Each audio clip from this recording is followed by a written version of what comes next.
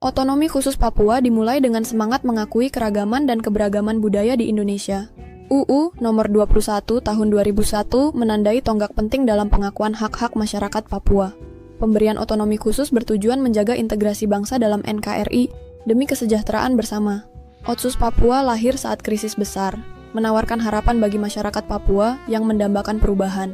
Gerakan untuk mengembalikan nama Irian Jaya ke Papua membawa harapan baru bagi masyarakat Papua. Pemerintah bertekad menyelesaikan masalah HAM sambil mengakui hak-hak masyarakat adat Papua. Perubahan UU Otsus menyesuaikan diri dengan kebutuhan pembentukan Provinsi Papua Barat yang lebih memahami masyarakat.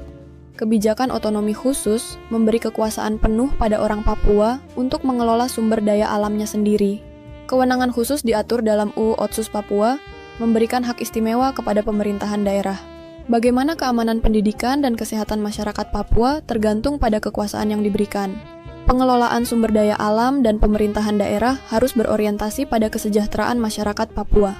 Peraturan pemerintah tentang kewenangan Papua menjadi pedoman dalam pelaksanaan otonomi khusus ini. Dalam UU Otsus, ada pengakuan penting terhadap hak-hak adat yang harus dihormati dan dilindungi.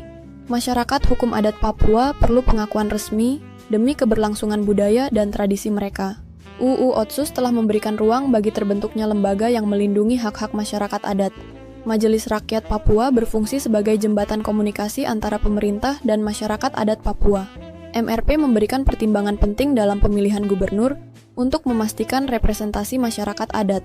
DPRP dan DPRK juga berfungsi untuk menyalurkan aspirasi dan kebutuhan masyarakat Papua secara lebih baik. Namun, tantangan besar menanti dalam merealisasikan prinsip-prinsip yang terkandung dalam UU Otsus. Kurangnya data akurat tentang orang asli Papua menghambat kemajuan dalam pengakuan hak-hak mereka. Komitmen pemerintah untuk menegakkan hak asasi manusia di Papua sangat diperlukan dalam implementasi Otsus.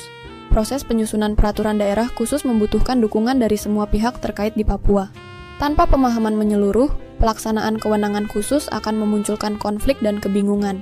Akhirnya, komunikasi yang efektif antar kementerian dan pemerintah daerah sangat esensial untuk kesuksesan Otsus. Pemberdayaan komunitas adat harus dilakukan bersamaan dengan penguatan kelembagaan untuk menciptakan keterlibatan aktif.